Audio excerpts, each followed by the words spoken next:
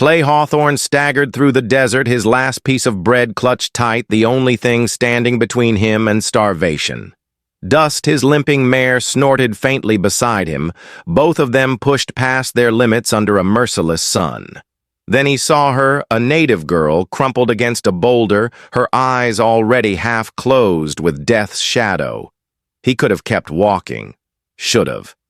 In this lawless wasteland, kindness was a death sentence. But Clay stopped his hand, trembling over that bread.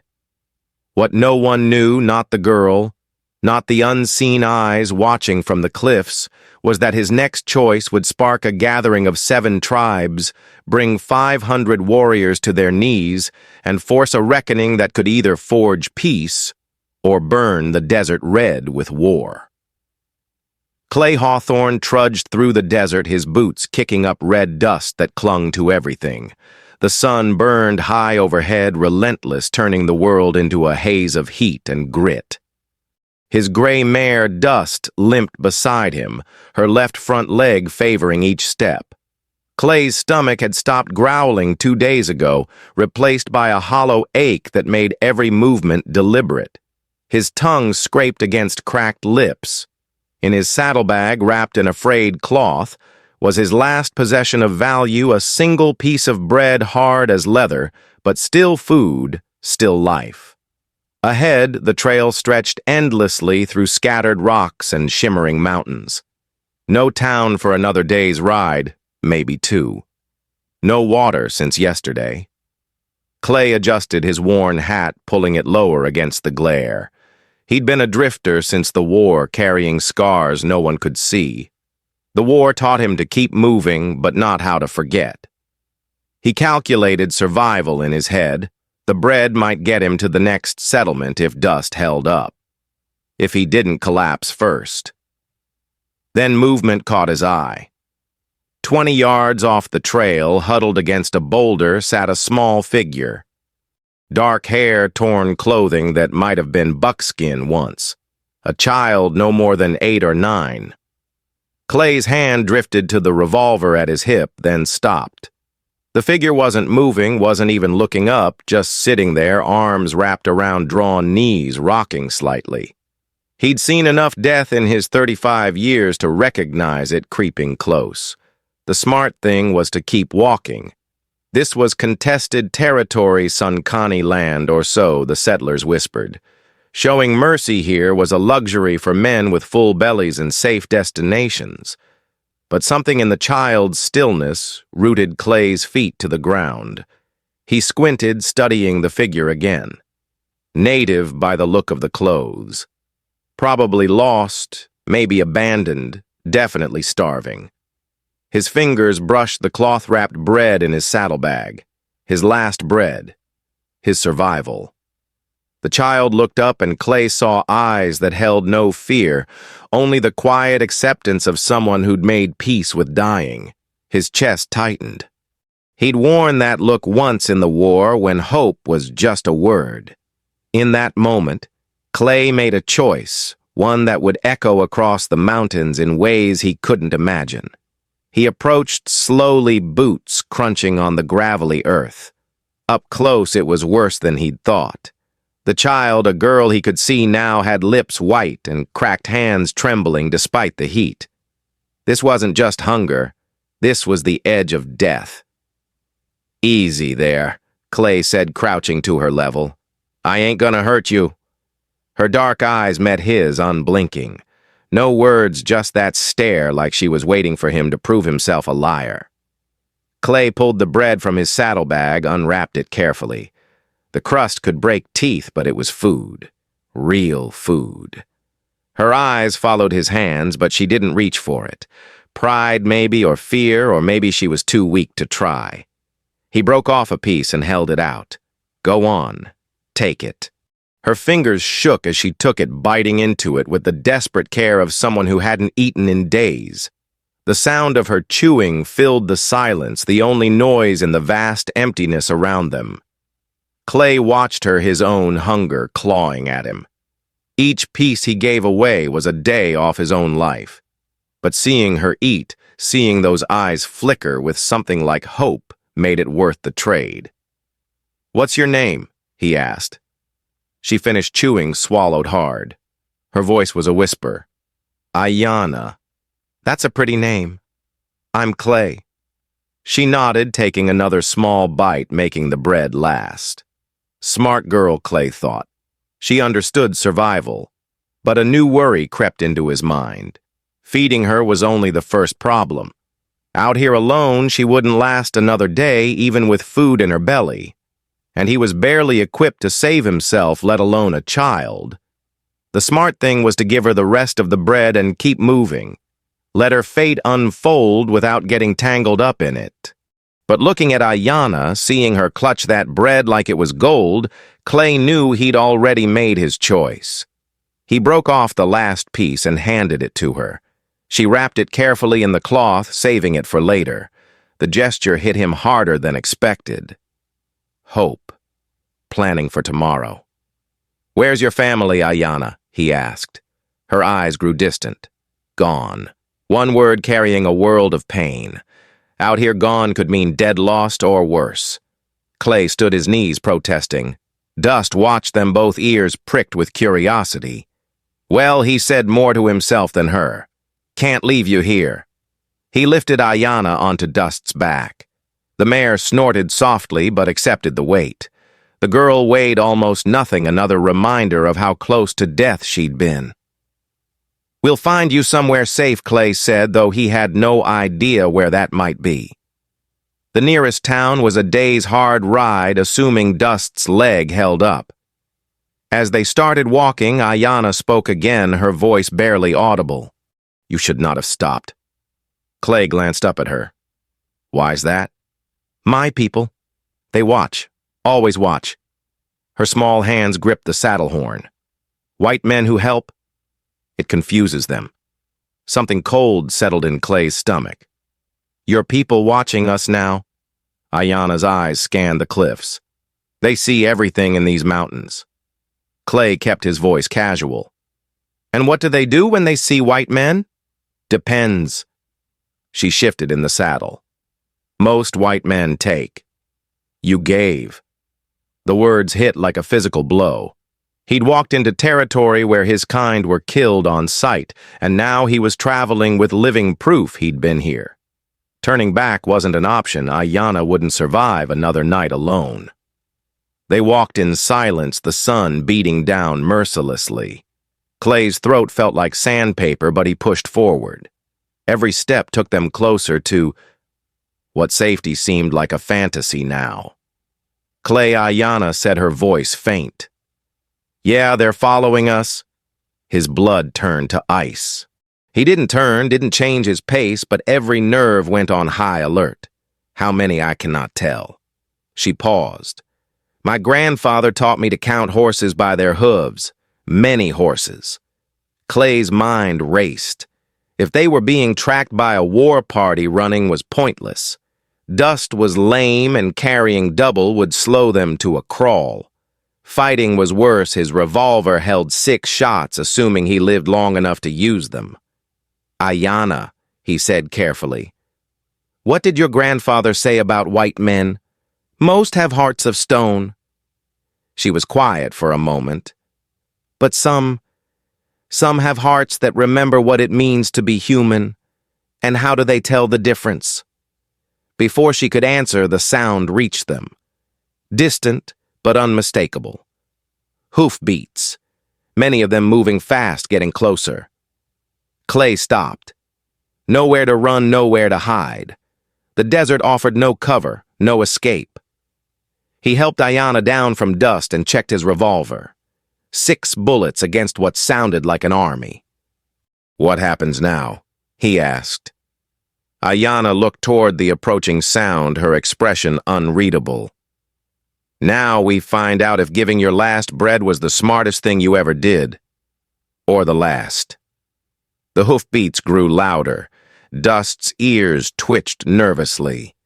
Clay stood in the middle of nowhere, protecting a child with nothing but an empty stomach and a decision he couldn't take back. Dust clouds rose against the sky like smoke signals announcing his fate.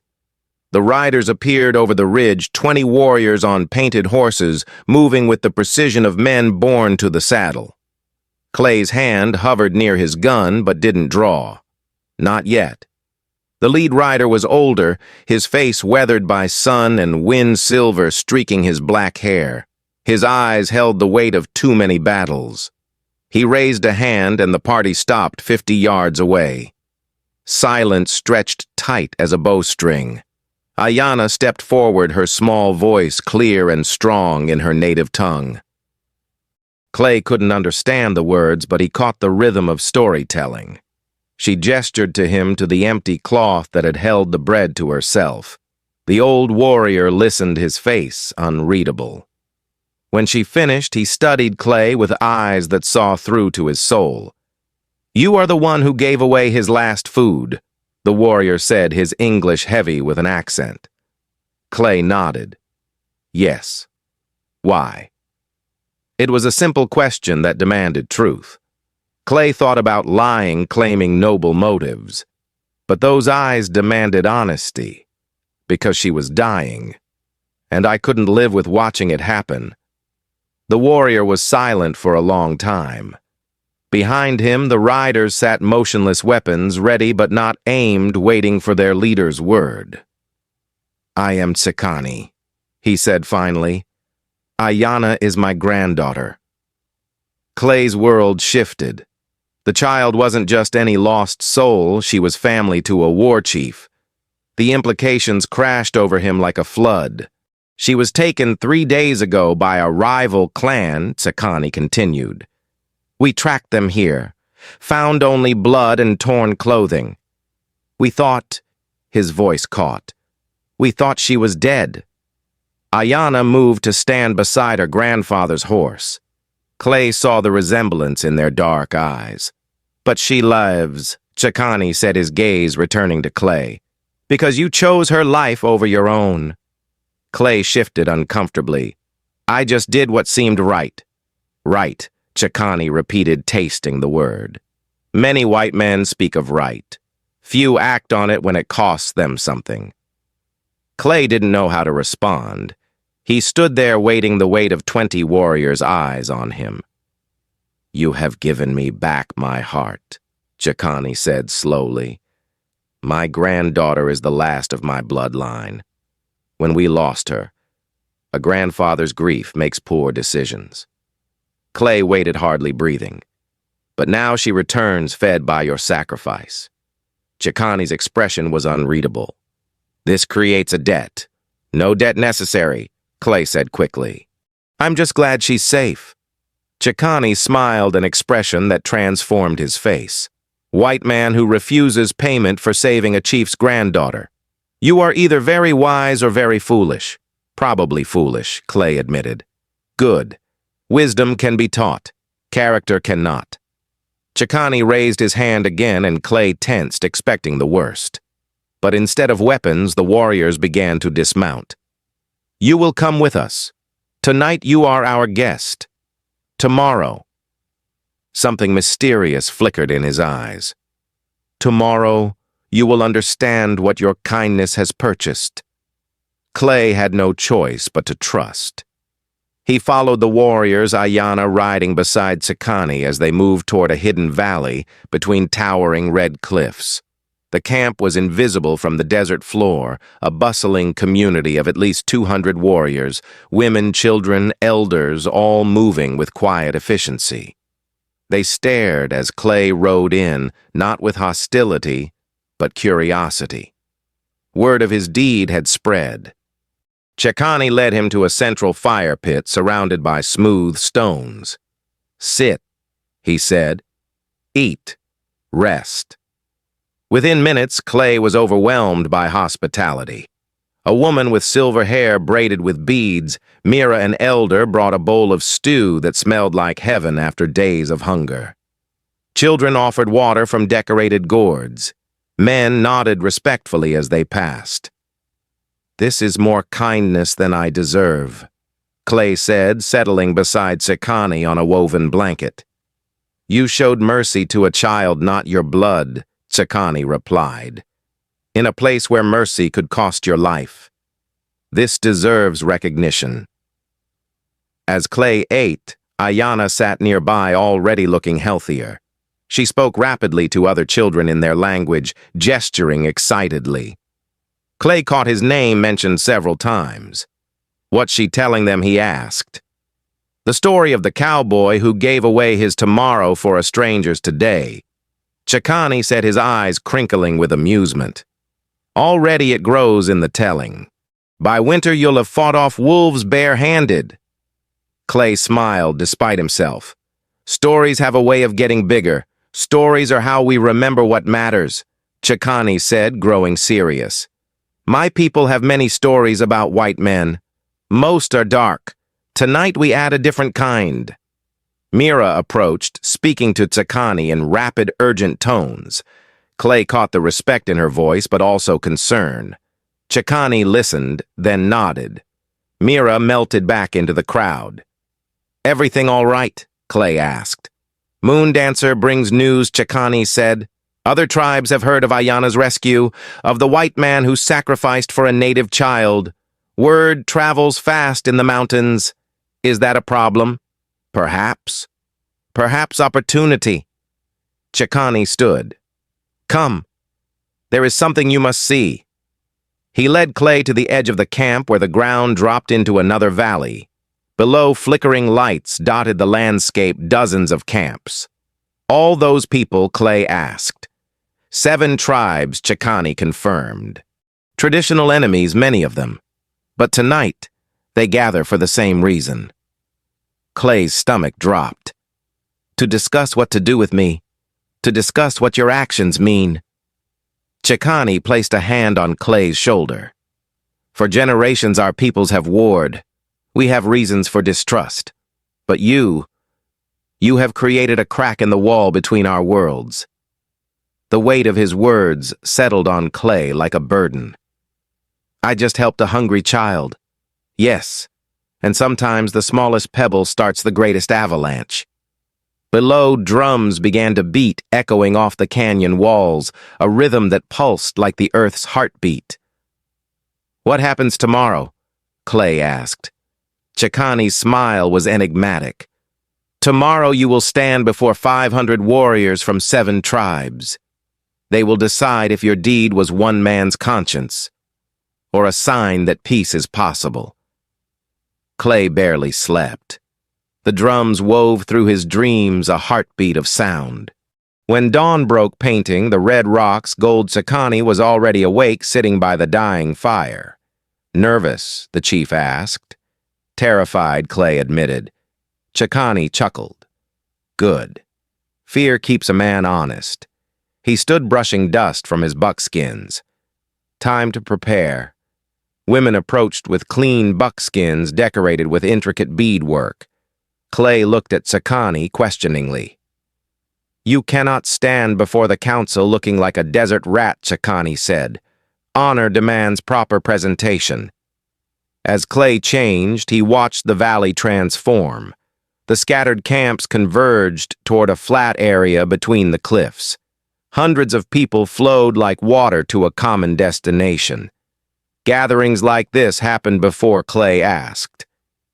"Once when I was young," Chakani said, his expression darkening, "to discuss war with the cavalry.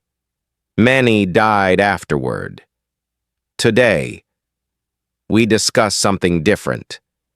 They descended into the valley as the sun climbed higher. The crowd was larger than Clay imagined. Warriors from 7 tribes, each group distinct in dress and markings, united in their focus on him. A circle had formed with chiefs seated on blankets in the center. Clay recognized the hierarchy. These were men whose words carried life and death. Chakani guided him to the circle's center. The crowd fell silent. Brothers, Chakani began, his voice carrying. 3 days ago, we lost more than my granddaughter. We lost hope that kindness could exist between our peoples. Murmurs rippled through the crowd, some approving, others skeptical. But this man, Chakani, gestured to Clay, proved courage comes in many forms. He could have passed by. He could have taken what little she carried. Instead, he gave his own survival for a child he did not know. An older chief with scars across his chest stood. Pretty words, Chakani, but one man's kindness does not erase generations of broken promises. Agreement rumbled from the crowd. True, Chakani said. But if we judge all white men by the worst, do we become like those who judge all natives by raiders? The scarred chief considered this. What do you propose?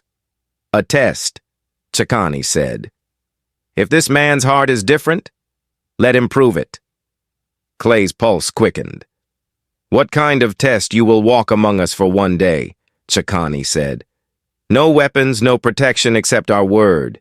You will see how we live, share our food, hear our stories. And at sunset, you will choose. Choose whether to return to your people with knowledge of our camps, our numbers, our weaknesses, or to carry a different message, one of possibility. The scarred chief leaned forward. And if he chooses wrongly, then nothing changes, Chakani said. The walls between us remain. Clay looked at the faces around him, some hopeful, some hostile. He thought of Ayanna now safe with other children, of his empty saddlebags, his uncertain future. I accept, he said. A new murmur swept the crowd, surprise, approval, concern. But as the chiefs nodded, Clay caught movement on the canyon rim. Riders. White men armed watching. His blood ran cold. Word of this gathering had spread beyond the tribes, and some would kill to stop it. Clay spent the morning moving through the camp like a ghost between worlds. Children who should have feared him brought wooden toys. Elders like Mira shared stories of hunts and battles, their hands painting pictures in the air. Women offered food prepared with care. But the riders on the ridge haunted his thoughts. Chakani, he said quietly when they were alone. We have a problem. The chief followed Clay's gaze to the rim. His expression hardened. How many? At least a dozen. Armed. Watching. Soldiers, maybe. Could be civilians. Chakani was silent. This is what we feared. Peace talks make some nervous. What do we do? Nothing for now. But we prepare. Chakani gestured subtly, and warriors drifted to the camp's edges, ready but discreet. The day continued despite the threat. Clay saw mothers teaching daughters to weave, boys learning archery with their father's patience. He shared meals with families who treated him like a guest. As afternoon approached, the scarred chief, Red Owl, sought him out. You see how we live, he said. Not as savages, as people, I see that, Clay said. Yet your people come to our valley armed, watching, waiting. Red Owl's scarred face was grim. This does not surprise us. It disappoints. Not all white men think the same, Clay said. Then prove it. Red Owl pointed to the rim. Those men will not let this gathering end peacefully. They cannot afford to let word spread that natives and whites can coexist. Clay felt impossible choices pressing down. What are you asking me to do when the time comes, and it will come soon? Choose a side. Not between red and white, but between fear and hope. As if summoned shouts erupted from the rim. The riders were moving, no longer content to watch. Chakani appeared at Clay's side. It begins, he said. How many are coming down? Too many, Chakani said, his jaw set. But we are not defenseless. Warriors emerged from concealment throughout the camp, more than Clay realized. But they were protecting families, children, elders. Fighting would mean casualties among innocents. There has to be another way, Clay said. What do you suggest? Clay looked at the approaching riders, then at Ayanna, sitting with other children, her eyes wide but trusting. Let me talk to them. Red Owl laughed bitterly. Talk. They come with guns, not words. Maybe. But I'm still white in their eyes. That might buy us something. Chakani studied him. And if they do not listen, then we find out if your warriors are as good as their reputation. The hoofbeats grew closer. Clay started walking toward the sound, leaving safety behind for the second time in 2 days. This time he wasn't just risking his life, he was risking everyone in the valley. The riders thundered into the valley, 15 men, heavily armed, faces set for violence. Their leader, a thick-set man with dead eyes, reined his horse hard when he saw Clay. "Well, well," the man called, "if it ain't the famous Indian lover himself." Clay stopped 20 feet away, hands visible. "Captain Ward, you do remember me?" Ward's smile was cold. "Last time we met, you were leaving the army under unfortunate circumstances." "Different war, different choices," Clay said evenly. "Same yellow streak." Ward gestured to the camp. "Consorting with the enemy now. I don't see enemies here, just families." Ward laughed harshly. "Families that have been raiding settlements for months. Families that need a lesson. These people haven't raided anyone. This is a peaceful gathering." Peaceful Ward pointed to the warriors around the camp. "Looks like they're ready for war to me, only because you brought one to their doorstep." The standoff stretched taut. Behind Ward, his men fingered their weapons. Behind Clay, the camp held its breath. "Here's what's gonna happen," Ward said. "You walk away from this mess. Forget you were ever here, and maybe we'll let you ride out alive. And the people in the camp, not your concern anymore." Clay felt the moment crystallize.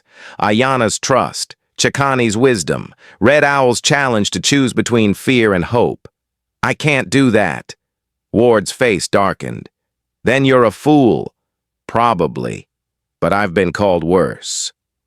Ward raised his hand, and Clay tensed for the order that would turn the valley into a battlefield. But another sound filled the air. Hoofbeats, many of them. Clay turned to see warriors emerging from the cliffs, the side canyons, the rocky outcroppings. Dozens, then hundreds. 500 warriors moving in silence surrounding Ward's force like shadows given form. Ward's men shifted nervously, suddenly aware they were outnumbered. "Impressive," Ward said, but his voice had lost its edge. "We have better weapons." "Do you?" Chakani's voice carried across the valley as he rode forward. "Look again." Ward looked, and his face went pale. Every warrior carried a rifle new and well-maintained. "Trade," Chakani said simply. "We are not as isolated as you believe." The math was deadly, 15 against 500 in terrain the natives knew intimately. Ward's bravado crumbled. "What do you want?" he asked through gritted teeth. "What we have always wanted," Chakani replied. "To be left in peace." Red Owl rode up beside Chakani. "This man," he gestured to Clay, "has shown us peace is possible. Today you will show us if your people are capable of the same wisdom." Ward glared at Clay with hatred. "This ain't over." "Yes, it is," Clay said quietly. "It ends here today. You ride away, spread the word these people want peace, or you stay and explain to your superiors how you started a war you couldn't win." For a moment, Ward weighed his options. Then slowly he raised his hand in retreat. "Move out," he called to his men. As the riders disappeared up the canyon trail, the warriors faded back into the landscape, silent as they'd appeared. Within minutes, the valley was peaceful again. "You chose well," Chakani said to Clay. "So did you," Clay replied. "This is just the beginning," Red Owl added. "There will be others like Ward." "Maybe," Chakani said, smiling. "But there will also be others like Clay. And perhaps in time more bridge builders than wall builders." As sunset painted the canyon walls gold and red, Clay realized his test was complete. He'd walked between worlds and found his place not as white or native, but as something new. A bridge between peoples who'd forgotten they shared the same sky. Ayana ran up her face bright with joy. "You stayed, I stayed," Clay confirmed. And in that simple exchange, the future began to change. Clay never returned to his old life. He became a translator, a mediator helping tribes and settlers find common ground instead of battlefields. Ayanna grew up bilingual in language and culture, becoming a teacher who helped children navigate between worlds.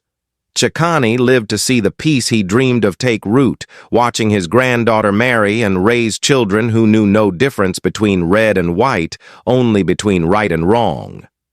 In the desert where a hungry cowboy shared his last bread, a trading post grew into a town where all were welcome. Sometimes the smallest acts of kindness echo across generations, reminding us that courage doesn't always roar. Sometimes it whispers, "Here, take my last piece of bread,"